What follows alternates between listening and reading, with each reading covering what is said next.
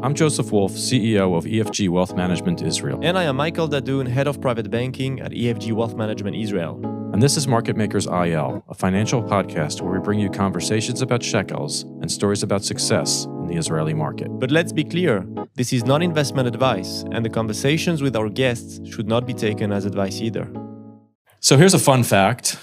Nicole and I both worked for the same people when we first moved to Israel, Stephen Levy and Jonathan Haff. I moved to Israel to work with them as a local analyst, and you joined them at their investment fund, ION. I have to say 20 years later, when I think about it, I still mainly thank them. How about you? I absolutely do too. It was a terrific experience. So let's do a little bit of an intro here. We're excited to have Nicole Priel join us today. Nicole's a graduate of Brandeis with extensive business experience in the U.S. and Israel. She moved here in 2011 and worked at ION at various positions for almost 9 years. She later joined IBEX Partners as an investment partner, where she focused on VC investments for IBEX's private portfolio. She sits on various boards across the tech sector in Israel and recently left IBEX to begin the next phase of her career.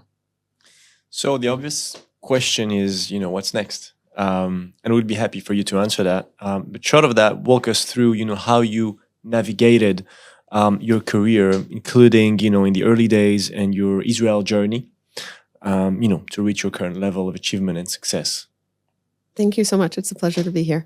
I would say everything goes back to my teenage years in New York. I have to give credit to my mother at some point in my life, and she is the person who really pushed me to move into the business realm and start thinking about things more seriously when my peers were largely still kind of doing the summer camp thing. So towards the end of high school, I started working on the New York Mercantile Exchange in downtown Manhattan for oil and gas traders. So I learned... You started slow. Started slow. That was quite the experience. So just a few years after that, the floor went completely electronic. So I was really there, not in the heyday, let's say, of the 80s, but... Did you know the hand signals? I did. Had to learn the hand signals. It was quite the experience being one of the, by far, like the youngest person on the floor, and really just like a handful of women in a huge room with trading pits and people just screaming at each other. So I learned a good deal about derivatives and futures trading.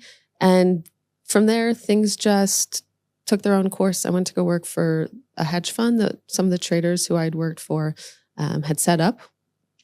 And then during my university years in Boston, I worked at BlackRock and at an early stage VC fund called Flybridge Capital Partners. So that's pretty much what set me up for my investing career here in Israel. I moved here at the age of 23 and I joined ION. I had a terrific experience there, and just wrapped up 5 years at IBEX doing early stage investments. So spent the last 14 years investing primarily across all stages of a tech company's life, from very, very late stage publicly listed equities all the way through seed and pre-seed investing. You started in public markets as an analyst, if I recall correctly, because I was still covering stocks at that point in my career. And there, you get a daily grade. Just as we were walking in here, we started talking about buying a specific stock today to capture some upside in the market. And then you spent some time, I think, in the crossover business with some other guys at ION, where you're a little bit later, shorter duration, but still on the venture side of it. And then you moved to a more classic, I think, VC sort of approach, where you could actually have longer duration investments. Walk us through the overlap in terms of your analytical approach and the adjustments that you've made for successments in each category. And it actually, just to layer in the earlier part, given your trading floor on the in the futures market, I mean, that's even snappier decisions than anything you'd ever do with a company kind of investment. Yeah. I think the fundamental thread that you can sew along all these asset classes is true deep research into the vertical and the team and the market opportunities. So at the hedge fund, we were making long-term investments. There was very little, if any, day trading. So we were taking positions for months or years at a time. The starkest difference, I think, is that in the early stage markets, you're largely betting on a team and a dream. And when you're investing as an active investor, you're taking a very active role in the company. So, the kimono is wide open. You have quite a high degree of visibility into the company and its trajectory. Whereas on the public side, you're very limited, right? Inherently, there's quarterly results. You wait 3 months to find out what's been happening, and you try to parse the words and the tone of the management team in private conversations and on the quarterly call, just to get some sort of insight into what is actually going on behind closed doors. So, two very different sides of the spectrum, but what really ties them together is taking a long-term view on the market and the opportunity, and if the team in place is the one who can really drive it forward. You touched on that magical quality of body language. And so I guess you're saying there's a difference between the quarterly stuff for public companies and the actual relationship you may have on a longer-term investment. Yeah. That's for sure. I mean, the founders who I've invested in over the last several years have become like family. I mean, we're brunching together. We're invited to family functions. We pick up the phone to one another at all hours of day or night to talk about any sort of business topics or otherwise. So it's a very, very intimate relationship that goes beyond just kind of what the financial statements are saying, and really getting into the nitty gritty around hiring, customers are churning, someone just quit, the website's crashing. What do we do in terms of this acquisition offer we just got? So it runs the full gamut, and it requires a lot of trust and camaraderie between investor and founder. I used to say that when I was covering stocks and then managing analysts covering stocks, one of the things about putting a buy rating on a stock, and I assume about buying one, is that at a certain point, you get very, very connected to the position and you get very, very set in your mindset. How do you get too close and in a way that kind of impedes you from pulling the plug on a bad investment? I mean, I think one of the biggest learnings of my career is don't throw good money after bad. And that goes for public stage investing and also in private companies. You many times have the opportunity to follow on in your investment. If you have pro rata rights, if you've done the seed, you have a right to invest in the A and so on and so forth. You have to approach each of those follow-on rounds as if it's a brand new investment in and of itself. And it's difficult to not get clouded by that journey behind you and the personal relationship that you have with the business. Ultimately, you have a fiduciary duty to your investors or your shareholders to do what's right as stewards of their capital. So you have to put aside any personal feelings. It's not easy, but the benefit of investing in private companies is that you really do know what's going on, especially if you're an existing investor. What perspective do you try and bring your board positions? More specifically, you invest in tech, but I don't believe you were an engineer. You're an Israeli now, but you're also an American. So maybe from those perspectives. That's a great question. I do think that the primary role of a board member is to advise and consent. I didn't make up those words. Some wiser investor before my time was pretty vocal about that, and that's what I try to channel. Coming into a board meeting, you should never be surprised by anything. Most of the work is done between board meetings, and the board meeting is just a formality to kind of sign off on things. It is great to have that forum and have a group discussion, but if you're doing the work properly, the work is done prior to the meeting. Prior, certainly. So board meetings should be brainstorming sessions. They should be basically like free consulting for the management team, and then at the end, just signing off on whatever needs to be signed off on. But I think what Israeli founders are looking for and what they need is a lot of commercialization assistance, right? So great technological talent here, a little bit weaker still on sales and marketing and biz dev and those sorts of functions. So that's the kind of expertise that I think they're looking for from their board member on a more practical level. Do you think that's changing at all? Meaning, when I started, that was a very common, even the CFO, they would bring in somebody who perhaps had no public market experience or had never spent time with U.S. investors. And I feel like in the second round of tech, which I would call the, 2012 to 2018 period, or even till today, I think everybody got a lot better at that. And so where are we on that learning curve in terms of not just believing that the tech will win, but that the holistic company wins? Yeah, you're absolutely right that things have changed and shifted for the better. I've been thinking about this idea a lot of success begets success, and A+ talent attracts A+ talent, and you need money to make money, that sort of virtuous cycle. And we're experiencing that in the tech ecosystem here in Tel Aviv today. Because like you said, we're in 2.0 of... maybe 3.0. Maybe even. 3.0 at this point. We can debate that. But what that means is that we've had such a great degree of success here in Israel in terms of companies scaling up and spawning their own talent who've gone off to either start new companies or support new startups. So there's a recycling of talent in the market.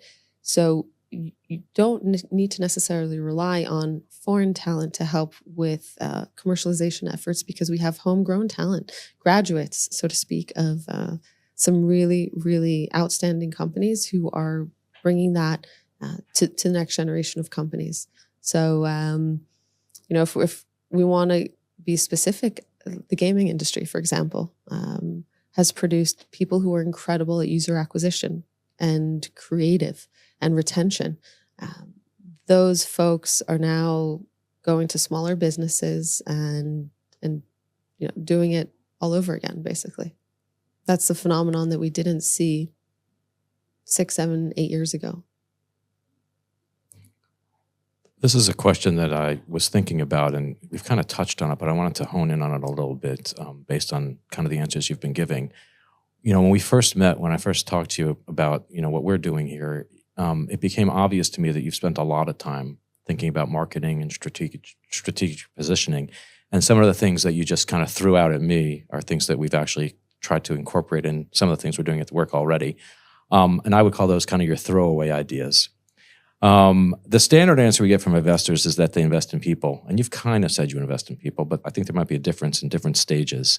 How do you think about people and businesses in the context of brand building and the marketing perspective that actually seems to be what struck me as something that you excel at? Maybe you think you excel at other things as well, and I've actually picked the wrong thing. So kind of rolling around in that arena. Well, thank you. We did talk about how Israeli entrepreneurs they excel at technology, right? They come out of great units, they come out of great companies, and that is a well exercised muscle in this ecosystem. What we look for beyond any of that technical skill is, do they have an inkling of a thought about commercialization? Do they understand human psychology at the very basic level? Do they understand that they need to get a product into the hands of customers one way or another, whether it's a top-down motion because you're going classic enterprise, or bottom-up because you're selling to a consumer? So solving for some sort of commercial sense is also very important. And you don't need to necessarily have it on your CV, but demonstrating some acumen around marketing and just being aware of, on a very basic level, what does your website look like? Is your deck designed in a way that's appealing to the reader? Have you created some sort of following on Discord or on social media? Have you demonstrated that you can connect with people on any level, really? Have you gone out of your way to knock on doors and to show that you can really hustle? Everyone's a salesperson at the end of the day, whether you're an investor, you're a CTO, you're in HR, you're in the financial services. everyone is selling something, and you have to be able to sell to get your product into the market. Just as a quick follow-on, and I agree with you, recently somebody asked me when I became a good stock analyst. And you get into research and you think, oh, White Tower research, you just throw your views out to the world and stocks will respond. And the end is you're a salesperson. So I totally agree with you. One of the things that's interesting to me, and you sit on boards and you've invested in companies, and I talk about this a lot with people in the VC world, but also in public markets, and we're getting there because of yesterday's announcement in the Wall Street Journal, but Israel still has never produced a $100 billion company. When will we get there? What will it be? What does that look like to you, putting the marketing and sales perspective that you bring to the table into the equation? We are certainly getting there. I mean, it was only 12 years ago that Waze was acquired by Google for $1 billion, and it was a watershed moment for the industry. And it was just 2 years later, so a decade ago, that Mobileye was acquired for $15 billion. And that seemed phenomenal. And even today, by any standards, it's an incredible outcome. So I think that dramatically changed the ecosystem and the way that the rest of the world looks at Tel Aviv as a center for venture and technology. I think right now, as we sit here today, we are undergoing another wave / transformation. So on one end, there's a technological revolution that underway, and that's AI. The second element is that Israel in particular, I think, is coming into focus today for 3 reasons. One of them is the whiz effect, which you alluded to. So all of a sudden, people's eyes are opening up because they're realizing that this ecosystem can produce, once again, multi-billion-dollar outcomes. The second is that we've had tremendous military success in the last several months against several players in the Middle East. And that's brought us a lot of kudos and accolades. And the third element is, let me think about that for a moment. I want to choose my words correctly here.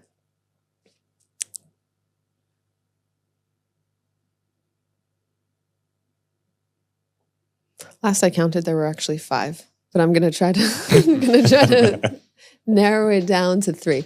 Let's go back to AI. I mean, because I think Israeli talent is ripe to play in that arena. So the fundamental macro has improved, and I think regulation is going to change for the better worldwide. I think there's a whole backlog of companies that are looking to IPO. So I think macro-wise, we're in a good spot. This technological revolution of AI plays really well into where Israelis excel, which is data, essentially. Mm-hmm. How to manipulate large data sets, how to derive signals from large data sets. And I think Israel is a prime candidate to win in this space. So I think there's a lot of focus on this ecosystem for a number of reasons. Let's cap it at 3 for the sake of this discussion. But I would not be surprised if we see several multi-billion-dollar companies coming out of Israel over the next, call it 5 to 10 years. We'll continue to see a lot of cyber outcomes. I think that's not going anywhere. But I think we're going to see a whole lot of companies tied to AI that are producing, really sizable businesses here. I also think that B2C is a space that Israel is going to do really well in, and that's a sector that lends itself to very, very large venture scale outcomes. If you just think globally, kind of what are the biggest venture-backed outcomes? Spotify, Uber, Instacart, DoorDash, Zoom, etc. There's no reason that Israel can't go ahead and build companies of that scale either.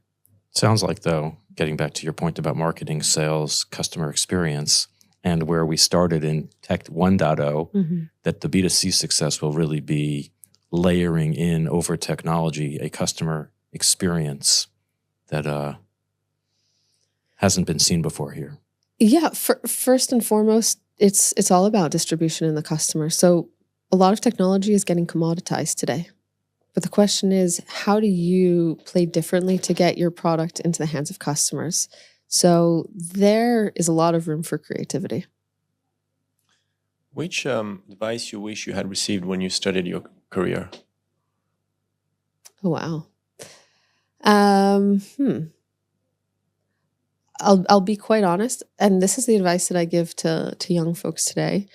It sounds trite, and I certainly didn't want to hear it when I was graduating college. But I think one of the best things that someone can do if they want to work in the financial services space more broadly is to go into investment banking or consulting. I think it really is important to get that broad-based training and skill set that opens up a lot of doors for you down the line and gives you that stamp of approval that employers are looking for down the line. So I think it's a great training program. And I think that if you're looking to do financial services or investments more broadly, that is a good space to go into. That was exactly the case when I was in college as well. And I was like the natural path. And that was a few years ago now. And now it feels like the new generation is not necessarily heading towards those industries, naturally. It's No, you're right. When I went to school, hardly anybody studied STEM. I hardly knew a soul who studied computer science or engineering. Actually, during my last year of university, I did take intro to computer science because I'd spent a semester studying abroad at Hebrew University here in Israel, and that was the first time in my life, after growing up in New York City, basically, that I had been exposed to people who were doing things that were a little bit different, that were outside of financial services, accounting, law, or medicine.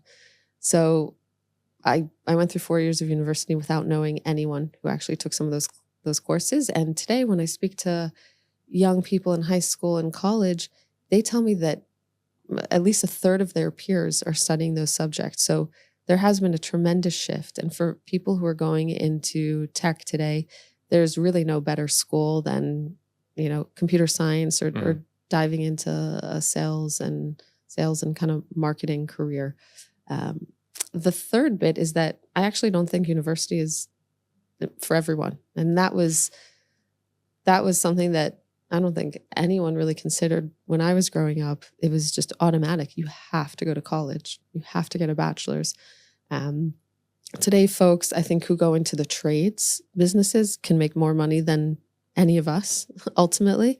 And there are great fortunes to be made in blue collar manufacturing, services businesses, which I think is a great direction for many people. Yeah, I don't think AI is going to solve your plumbing issue just yet. I know, absolutely not. Do you know how many plumbers are making millions of dollars a year and they won't stop?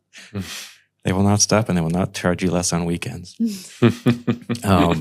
As a failed engineer, coming back to your STEM point, I do have an undergraduate degree in electrical engineering. And maybe not from a monetary perspective, because that's kind of obvious, but how would you define success in a career, for a company? One of the definitions of success that I heard that stuck with me is that it's a rhetorical question: is who is rich? He who controls his own time. So are you working 4 hours a week, but spending the rest of your time doing what you love? You're probably successful by most definitions. So, if you're not, if you can schedule your own meetings and your own tasks, then I think you are by definition successful. If your calendar is dictated by others, I don't think you've quite made it. That's great. I was just thinking about it because that's actually a great comment. You're starting a new venture. Where do you think Israel shines in the startup world, and where you wish or think we need to improve? Okay. So the good, the bad, and the ugly. There's a good deal of capital in this market. I think we're all familiar with kind of the abundance of capital that's going into various areas of businesses and technology, given the reasons that we discussed before. So it's very much justified. I think there are gaps in the market where there is a dearth of capital, whether it's sector or stage-wise. And in really no particular order, there at the current time, there seems to be a dearth of capital in early growth. So kind of that, what sometimes referred to as the valley of death, the Series A, the Series B, where you're too mature to sell a dream, but you're not yet at scale with the types of numbers required to raise a serious growth round. So there's currently a flight to quality. So that creates a vacuum in early that growth. bridge world where you have to make that next step before greatness. Yeah, where the jury is still out. You might be at $1 million of ARR, 2 million of ARR, but investors are unsure whether you're going to actually make it to the 10 and beyond. Another area where there seems to be a dearth of capital is in deep tech. That's an area where the capital requirements are quite high. The sales cycles are rather long. So there's opportunities there for investors to capitalize on some market dislocations. And I think the same goes for B2C. We touched on that earlier, and consumer tech tends to yield very, very large outcomes in the venture world, but it's almost become a dirty word to say that you are building a B2C company or you invest in B2C. So there's a real lack of capital going into those spaces and terrific entrepreneurs who are looking to build. So there's basically a confluence of events that I think have positioned some sectors and stages really well for additional capital, and there's an opportunity to create a market-leading position here in Israel. 2025 started out differently than I think it feels now in March, given what might be a self-inflicted wound on the global economy. Mm-hmm. But if you look out at 2025 and compare it to 2024 in your markets, what do you think what's your expectation for the year in terms of not just good or bad, but kind of outcomes? I'll tell you the truth. If we were speaking a year ago and you had told me that 2024 was going to be the year that all these tier 1 US funds were competing for deals in Israel and climbing on top of each other, trying to get access to seed stage deals or Series C deals, I would have laughed in your face. But that is indeed what transpired over the course of 2024. It was actually unbelievable. I sat with a fellow VC the other week, and we started actually trying to count how many seed deals were done by some of the Sequoias and Benchmarks and Kleiner Perkins of the world. And we lost track after about 25 in just one calendar year.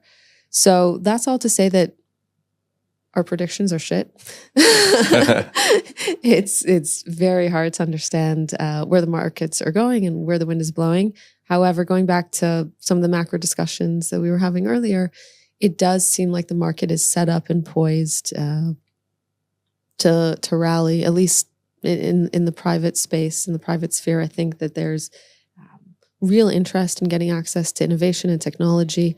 Every company, every board is looking to implement AI into their businesses in one form or another. So that's creating real tailwinds for technology-driven businesses. And I think that when the IPO market reopens properly, we're going to see a trickle-down effect. There's going to be a lot more liquidity in the market and people looking to put money to work at earlier stages. So I'm quite bullish on 2025. Are you bullish on the IPO market? Because when I look at this and I look at exit and duration, just curious how you feel, and it could just be a cyclical trend, but you do see major investment banks talking about private almost forever at this point. Yeah, I mean, there are certainly mechanisms in place now that are allowing companies to stay private for longer. There's a really robust secondary market. There's a lot of capital going into crossover, pre-IPO businesses to help them continue their private journey for longer.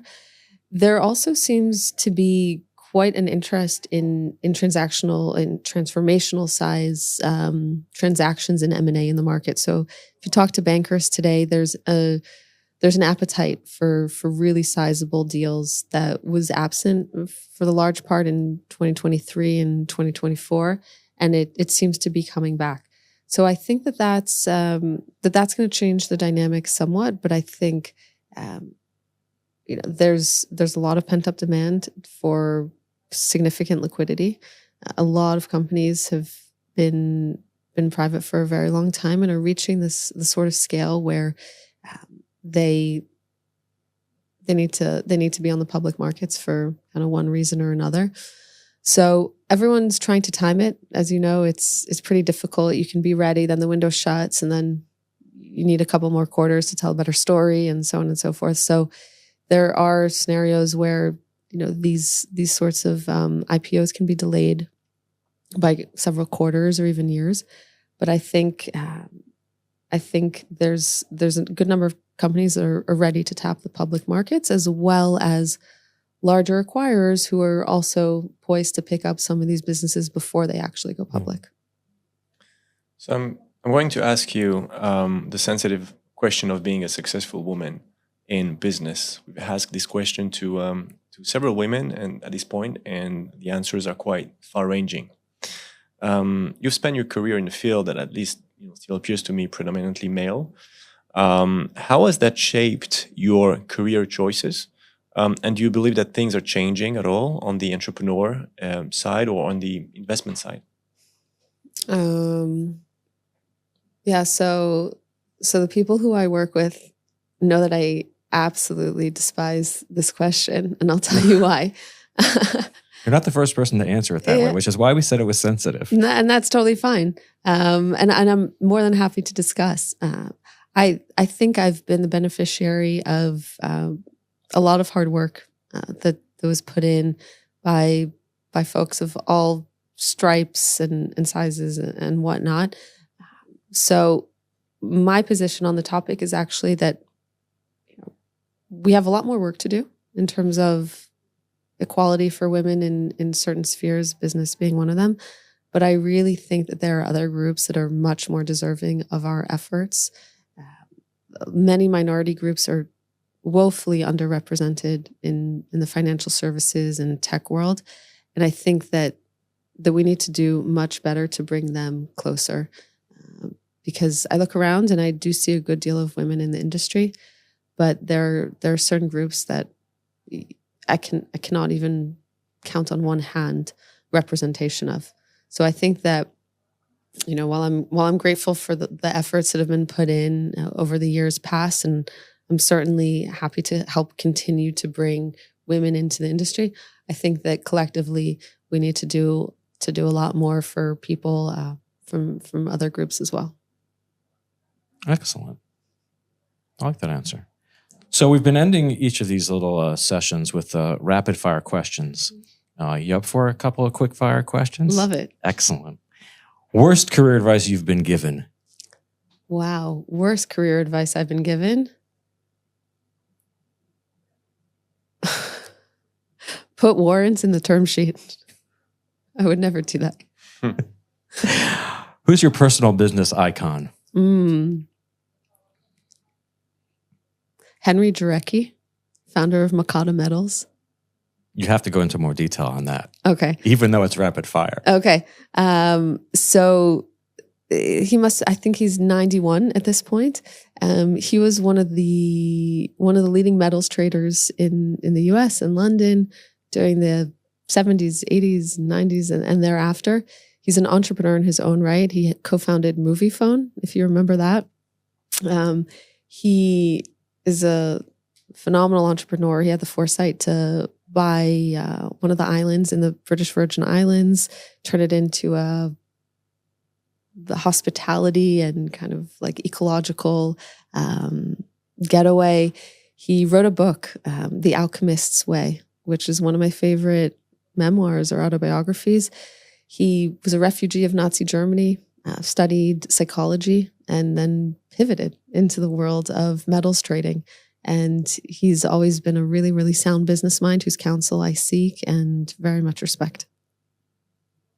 Great answer. Go-to Israeli junk food or restaurant?